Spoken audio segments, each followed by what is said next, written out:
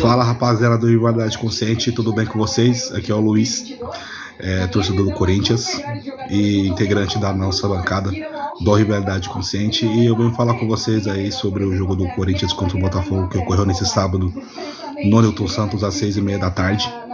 E antes de falar sobre, peço que curtam, comentem, compartilhem esse vídeo e os demais conteúdos do nosso canal para que sigamos crescendo, tendo bastante corpo mesmo, né?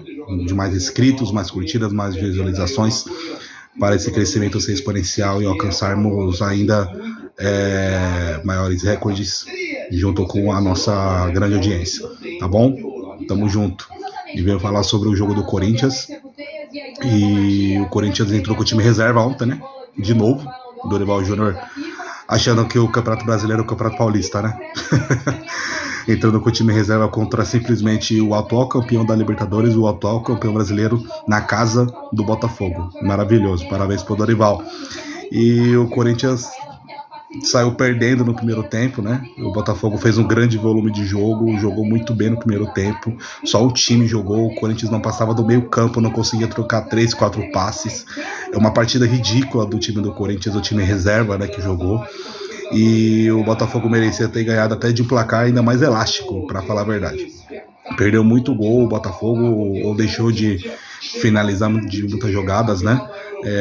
Eu vi uma boa partida no primeiro tempo do próprio Arthur Cabral, que fez o gol, do Montoro, o argentino, que é impressionante o quanto que ele facilita o jogo, né, do time do Botafogo no meio campo e no ataque. Incrível, muito bom.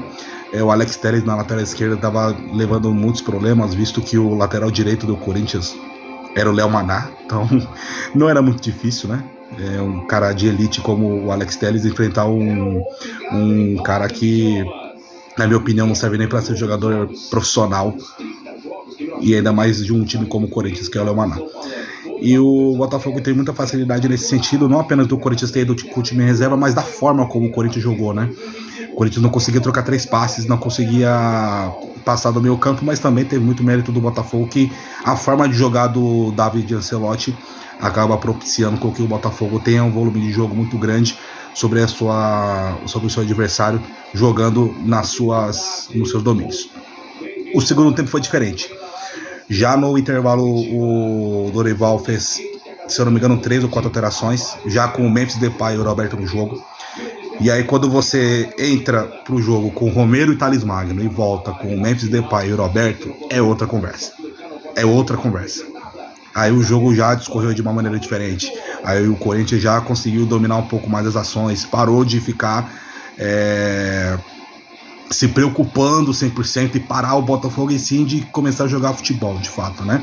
O Memphis Depay, com a qualidade que todo mundo sabe que ele tem, com a personalidade que todo mundo sabe que ele tem, e o Roberto, impressionante o quanto esse cara é bom, né? Primeiramente, tem que dar parabéns para ele. O que ele fez ficando no Corinthians, renovando até 2030, é digno de aplausos, na minha opinião, pelo contexto, pela possibilidade que ele tinha de jogar na Europa, pela idade, pelo potencial que ele tem de jogar pela seleção brasileira, na minha opinião.